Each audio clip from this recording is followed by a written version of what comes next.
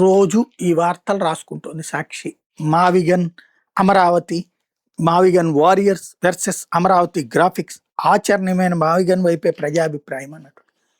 ఖచ్చితంగా అమరావతి 29 గ్రామాల్లో అయితే చాలదు అన్నటువంటి ప్రతి ఒక్కళ్ళ అభిప్రాయము అన్నమాట వాస్తవం. 100కి 80% అభిప్రాయం.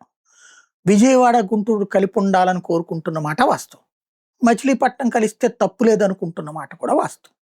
విజయవాడ గుంటూరు అమరావతి ప్రాంతం 29 గ్రామాలు కలిసి ఉండాలని 70% అనుకుంటుంటే, మచిలీపట్నం కూడా కలిస్తే పోతుందని ఇంకొక 20% యాడ్ అవుతున్నది.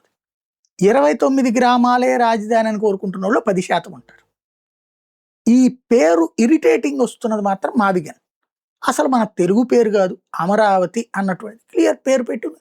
ఆ మావిగన్ అనే పేరుతో జరుగుతున్నంతసేపు జగన్కి ఒక పెద్ద మైనస్ ఏమవుతుందంటే, ఆ పదం పదే పదే వాడుతుండటం వల్ల జగన్ కోరిక ఏంటి, 29 గ్రామాలు కాదు, ఎక్స్పాన్షన్ ఉండాలి, పెద్ద సిటీగా ఉండాలి అన్నటువంటి.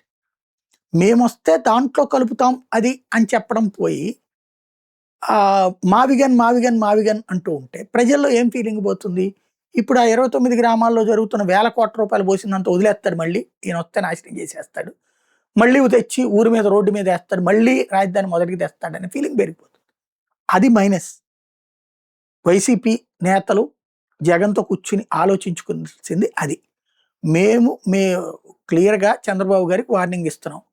29 గ్రామాల రాజధాని అభివృద్ధికి సాధ్యం కాదు, ఆంధ్రాకి పెద్ద శాపం అవుతుంది. సరే, అవినీతి మాట్లాడుకోండి, కానీ 29 గ్రామాలతో విజయవాడ గుంటూరు మచిలీపట్నం కలపండి. సిఆర్డీఏ పరిధినంతా ఒక నగరంగా ప్రకటించండి. మీరు ప్రకటించకపోతే మేము వచ్చి దాన్ని నగరంగా ప్రకటిస్తాం. ఇది కావాలి జనాలకి. అప్పుడు చంద్రబాబే చేశారనుకోండి ఆ పని, అదిగో మా పోరాటం వల్ల మీకు వచ్చిందని చెప్పచ్చు. చేయలేదనుకోండి, మన చేతిలో ఆప్షన్ రేపు ఎన్నికలకి. అంతే తప్ప మనం మావిగను మావిగను మావిగను అంటూ ఉంటే ఇప్పుడు ఆ మావి గొంత అవుతుంది. తెనాలి కూడా కలపాలంటున్నాడు కదా నాని. కొంచెం చిరాగ్గా ఉంటుంది జనాలకి, ఇరిటేటింగ్గా ఉంటుంది ఆ పదం.